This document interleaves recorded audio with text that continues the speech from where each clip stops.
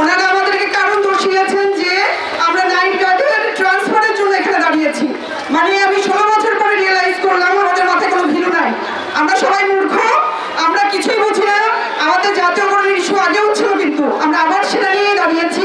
এতজন অভিভাবক দাঁড়িয়েছেন, তারাও কিছু বোঝেন না, তারা শিক্ষিত না, তারা পড়াশোনা করেননি, তারা বোঝেন না শিক্ষকরা কি চান।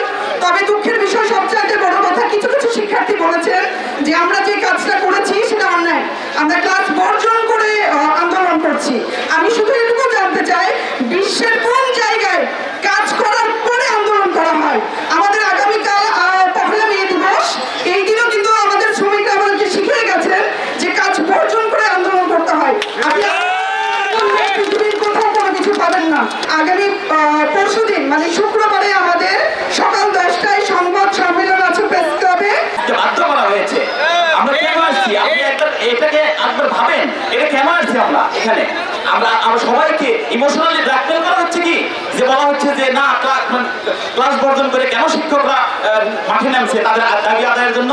আপনিই বলেন, আমরা তো মানে আমাদের এই যে বিষয়টা সেটা বলছে তারা প্রসিডিউর অবলম্বন করে যেতে হবে। আমরা অলরেডি প্রসিডিউর অবলম্বন করে ঢাকা পর্যন্ত কাগজ দিয়ে এসেছি, কিন্তু সেই কাগজের কোনো আমরা মানে ফিডব্যাক পাইনি। তো আমরা কি করতে পারি সেক্ষেত্রে আমাদের যেটা করণীয় সেটার জন্য আমরা আজকে দাঁড়িয়ে গেছি।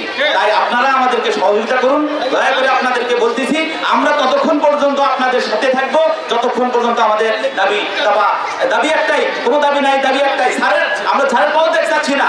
আমরা প্রিন্সিপাল স্যারকে অনেকেই বুঝাতে চাচ্ছে যে আমরা মনে হয় স্যারকে মানে পদত্যাগ করানোর উদ্দেশ্য বলছি, স্যার আমাদের সাথে থাকবে না, এরকম না। আমাদের কোনো ওইগুলো উদ্দেশ্য না, আমাদের একটাই উদ্দেশ্য, সেটি হচ্ছে সরকারিকরণ। আমাদের প্রতিষ্ঠানটা সরকারিকরণ হবে, এটাই আমাদের প্রত্যাশা। আমরা আজকে এই